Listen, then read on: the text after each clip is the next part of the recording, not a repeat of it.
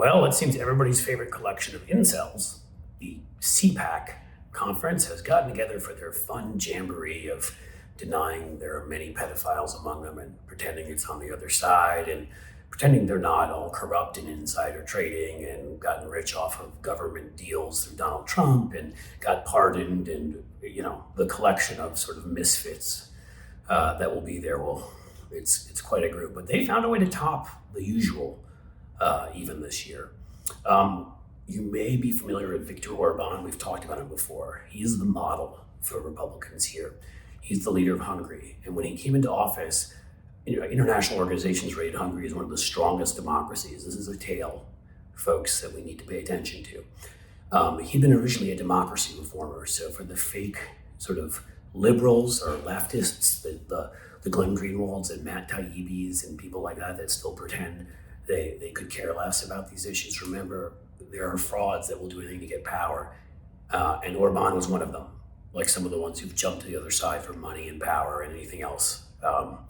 Any other positives? The ego is a good one here. But with Orban, he's openly used the language of the dangerousness of race mixing. He's taken it even beyond the xenophobia that we'd seen in parts of Europe, and which came over here with largely Donald Trump, but other far-right figures, Tom Tancredo, that loon in Colorado, and Steve King, not the good one who writes books, the one who tells sexy stories about Mexicans sneaking across the border with calves the size of cantaloupes. I still haven't sort of gotten that image out of my head, and often wondered what he was thinking if they were greased up and sweaty. Okay, so the xenophobia always was about a different race. They couldn't care less if people were coming in from white countries. But now we've moved on to a different place where they're actually talking about race mixing, where a senator from Indiana in the United States has openly talked about we should overturn Loving versus Virginia, which made it so that bans on interracial marriage could not exist because it's your constitutional right to marry whoever the F you want. They're talking about that, which might make things difficult in the Clarence Thomas home, but he always finds a way to be the one to get away with everything he expects of everybody else. Same with Ginny, the seditionist.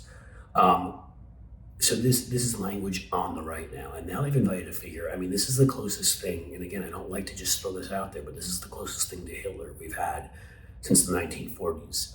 Putin has done his best to sort of sound a little bit like it. Viktor Orban, who originally, again, was a democracy reformer, took over this very democratic country in Hungary, set about either taking over media or shutting down any media against him, finding ways to kick judges off the courts, and put his cronies there, finding ways to kick lifetime civil servants out of the bureaucracy, putting his cronies there, something J.D. Vance, by the way, has said that Donald Trump should do when he wins re-election.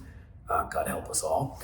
And he also, of course, corrupted every other aspect of government, made sure that the congressional seats were gerrymandered. So you see in a modern media age, you're not a dictator this way. You still have free and fair elections, except the other side can never win. They can win 30, 35%. They're never going to get more than that. Their voices are out there. And if they ever become more dangerous, especially members of the media, you arrest them. Or somehow they fall off of a fifth floor balcony, even though they were sitting inside watching TV at the hotel at the time.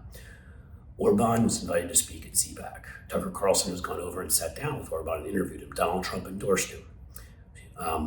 This is dangerous. And you don't need me to tell you this. It is incredibly dangerous.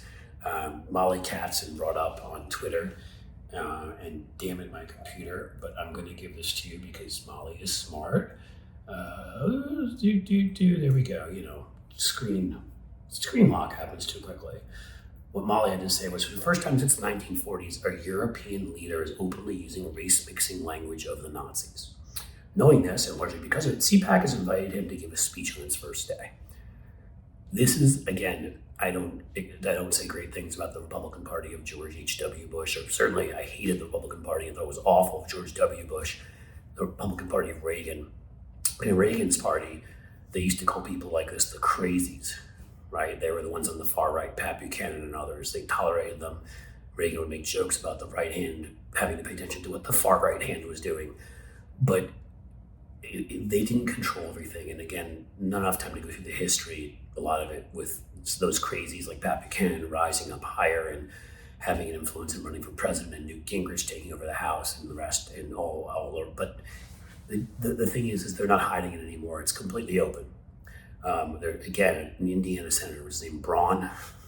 That's a shock, because I think his name is Braun. Maybe he's the Ava lineage. They're now talking about interracial marriage being something that states get to decide here. That's a step before they ban it completely. And Viktor Orban is spreading his misery, his gloom, his disgusting racism right here in our country right now at the invitation of the top members of the Republican Party in Texas. There's not much else to say except for beware and fight and be ready for anything that may come. He is their blueprint. He is their role model. He's a Nazi, and he's here.